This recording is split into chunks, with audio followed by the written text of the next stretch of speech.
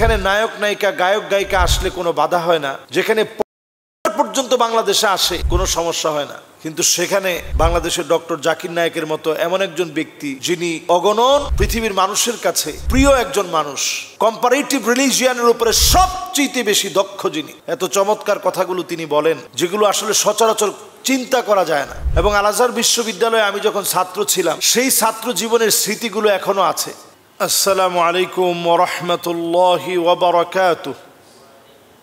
বিসমিল্লাহ আলহামদুলিল্লাহ ওয়াসসালাতু ওয়াসসালামু আলা রাসূলিল্লাহ ওয়া আলা আলিহি ওয়া সাহবিহি আজমাইন সুম্মা আম্মা বা'দ।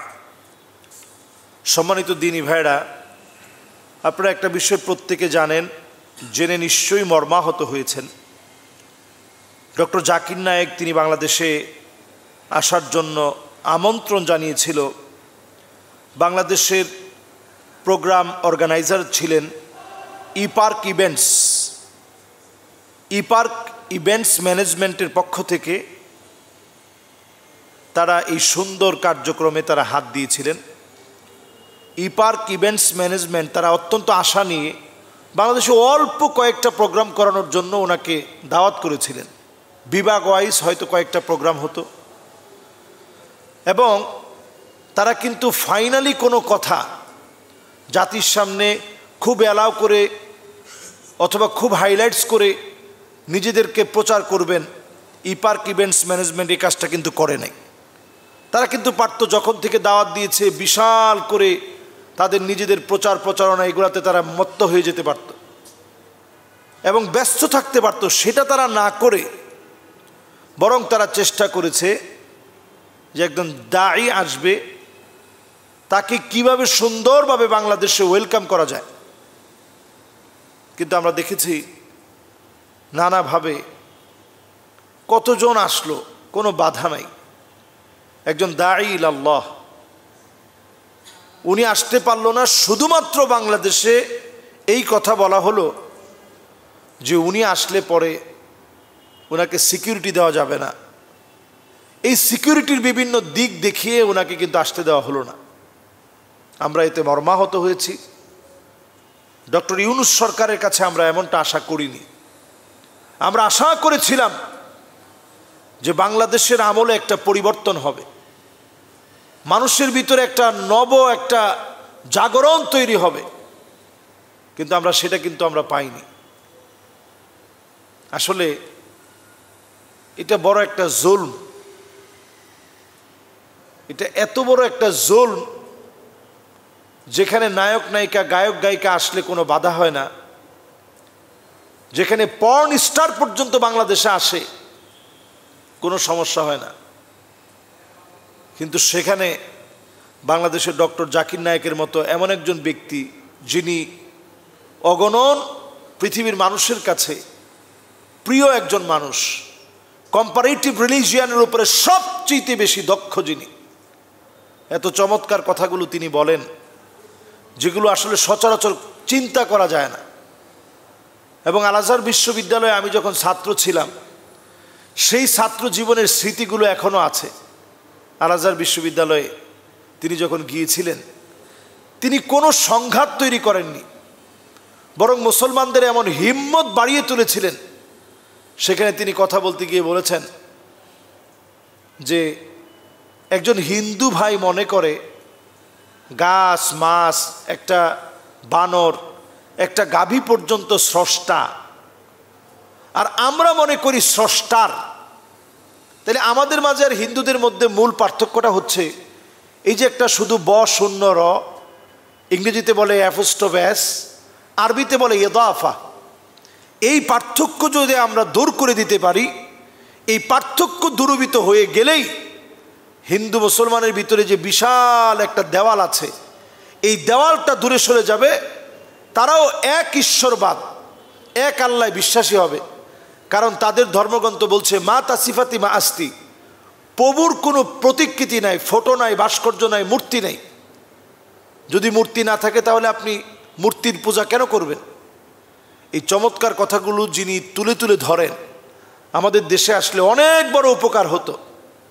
আমি মনে করি রাষ্ট্রীয়ভাবে বহিঃশত্রুর একটা আগ্রাসন এটার মধ্যে রয়েছে, যেই বহিঃশত্রু তাদেরকে দেশে থাকতে দেননি ডক্টর জাকির নায়েককে, তারাই বিভিন্নভাবে প্রেশার ক্রিয়েট করেছে এবং সেই প্রেশার ক্রিয়েটের কারণেই কোনো একটা অজুহাত দেখিয়ে নিষেধ করে দেওয়া হলো। ওনার তো কোনো ক্ষতি হয়নি, বরং আমরা ক্ষতিগ্রস্ত হয়েছি। এবং আমি বলবো, শুধুমাত্র বহিরাষ্ট্র থেকে কোনো কথার কারণে আপনি সিদ্ধান্ত নিয়েছেন কিনা এটা দেখার পাশাপাশি আমাদের এটাও দেখতে হবে, দেশের ভিতরে এমন কিছু লোক আছে যারা এখনো পর্যন্ত আলেমদের ঐক্যে ফাটল ধরানোর জন্য সজাগ রয়েছে, তারা কোনোভাবে চক্রান্ত করেছে কিনা এই বিষয়টাও খতিয়ে দেখার সময় আসছে। সুতরাং খতিয়ে দেখতে হবে, দেশের ভিতরে যারা সুকৌশলে যারা বহিঃশত্রুদেরকে সহযোগিতা করে আসছে, তারা কোনোভাবে ইন্ধন জুগিয়ে এটাকে বন্ধ করেছে কিনা এটাও আসলে খতিয়ে দেখা দরকার। অথচ আমরা চেয়েছিলাম তিনি এই দেশে আসবে, বাংলাদেশের সম্মান বাড়বে, বাংলাদেশের গৌরব বাড়বে। এই বিষয়গুলো যদি আমরা এখনও না বুঝি, আমরা কবে থেকে বুঝব? আল্লাহ রাব্বুল আলামিন আমাদেরকে বুঝদান করুক, এই দেশটাকে আলেম ওলামার দেশ হিসাবে, দ্বিতীয় বৃহত্তর মুসলিম দেশ হিসাবে এই দেশকে আল্লাহ তাআলা পুনর্গঠিত করুক। জালেমের জুলুম, বহিঃসূত্রের শকুনের দৃষ্টি থেকে আল্লাহ দেশটাকে বাঁচায় দেখ। আমিন।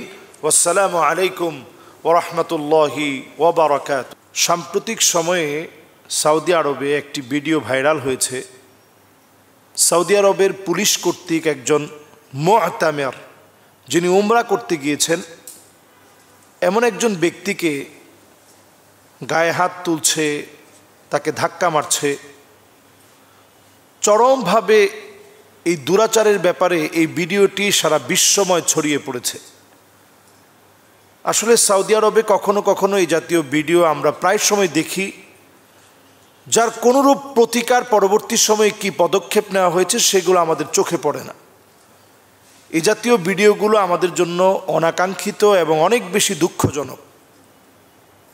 কাইফা তারুদ্দুন আল হুজ্জাজ, একজন হাজী সাহেবকে কি করে একজন সৌদি পুলিশ কি করে তার সাথে ভৎসনা করে, খারাপ ব্যবহার করে, খারাপ দুরাচার করে। কাইফা তাদরিবুনাহুম ওয়া হুম দুয়ুফুর রহমান, যারা আল্লাহর ঘরের মেহমান, যারা আল্লাহর মেহমান, তাদেরকে যারা ধমক দিয়ে কথা বলে অথবা খারাপ আচরণ করে, এটা সত্যিই মেনে নেওয়া যায় না। তবে এক্ষেত্রে একটা বিষয় বলে রাখা অত্যন্ত জরুরি। এমন কিছু জায়গা আছে যে জায়গাগুলোতে অনেক সময় দেখবেন দাঁড়ানোর কারণে অন্যান্য মানুষের নামাজের বিঘ্ন ঘটবে, অথবা এই পথটা বন্ধ করে দিলে অনেক মানুষ হয়তো নামাজ পড়তে পারবে না।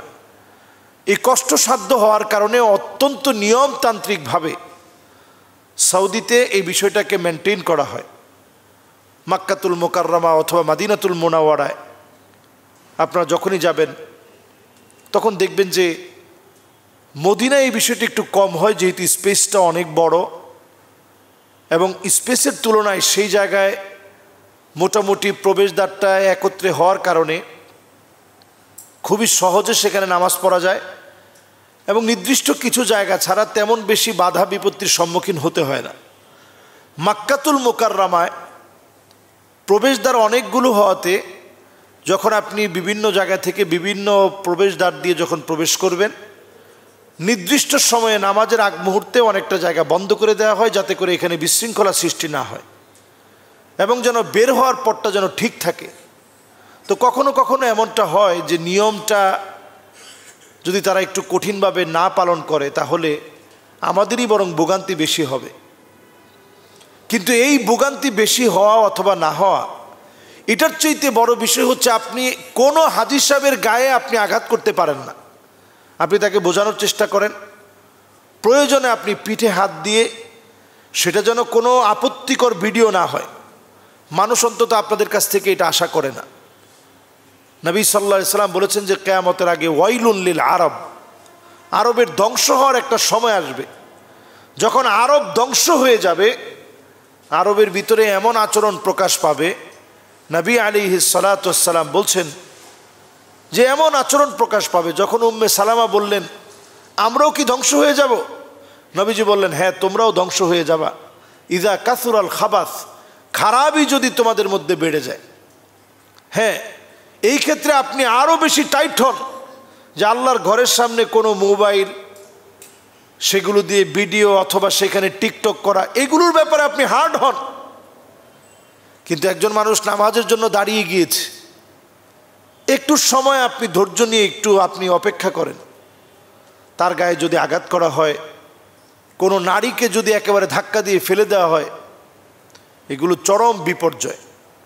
এজন্য আমি বলবো যে সৌদি আরবের যে এই কাজটা করেছে, ভিডিওতে তার চেহারাটা আছে এবং সারা ওয়ার্ল্ডে কিন্তু এখন এটা নিয়ে আলোচনা শুরু হয়েছে। যার গায়ে আঘাত করা হয়েছে তিনি একজন মিশরীয় নাগরিক। মিশর থেকে এটা নিয়ে কারণ দর্শানোর জন্য বলা হয়েছে যে কোন কারণে তার গায়ে আঘাত করা হলো। তেমন কোনো কারণ কিন্তু তারা দর্শাতে পারে নাই, এখনো পর্যন্ত তারা কোনো প্রেস ব্রিফিং করে নাই। তো এই জাতীয় ঘটনাগুলো কিন্তু বিভিন্ন সময় ঘটে থাকে, এমনকি আমাদের সঙ্গেও বিভিন্ন সময়। আমি যে বছর গিয়েছি ওই বছর আমার চোখের সামনে একজন বাঙালি নারীর সাথে এমন ঘটনা হয়েছে যেটা আমি অবাক হয়ে গেছি, এবং সেই বছরেই আমি এটার প্রতিবাদও করেছি। তো প্রতিবাদ করার মুখে আমি দেখেছি যে যথেষ্ট বিচার হয়েছে, যদিও এই বিচারগুলো অনেক সময় চোখের সামনে না আসার কারণে আমরা মনে করি যে তারা এরকম উদ্ধত্তপূর্ণ আচরণ করার পরে তাদের মনে হয় কিছুই হয় না। আসলে তাদেরও শাস্তি হয়, এই শাস্তিগুলো প্রকাশ্যে আনা দরকার। কারণ যারা দুয়ুফুর রহমান, আল্লাহর যারা মেহমান, তাদেরকে আপনি সম্মান করার দ্বারাই তো সৌদি আরব আজকের এই জায়গায় পৌঁছিয়েছে। সৌদি আরবে তেমন কিছুই ছিল না, সৌদি আরবে খাবার ছিল না, কিছুই ছিল না। আল্লাহর ঘর দিয়ে আল্লাহ তাআলা তাদেরকে সম্মানিত করেছেন, শ্রেষ্ঠত্ব দিয়েছেন। এই জন্যই তো আমরা সেখানে ছুটে যাই। কাজে আমরা এই ঘরের অসম্মান হয় এমন কোনো কথা বলবো না। এই ঘরের সাথে সংশ্লিষ্ট ব্যক্তিবর্গ তারাও যেন সজাগ থাকে, এই দৃষ্টি আকর্ষণের জন্য বিষয়টি বলে রাখছি।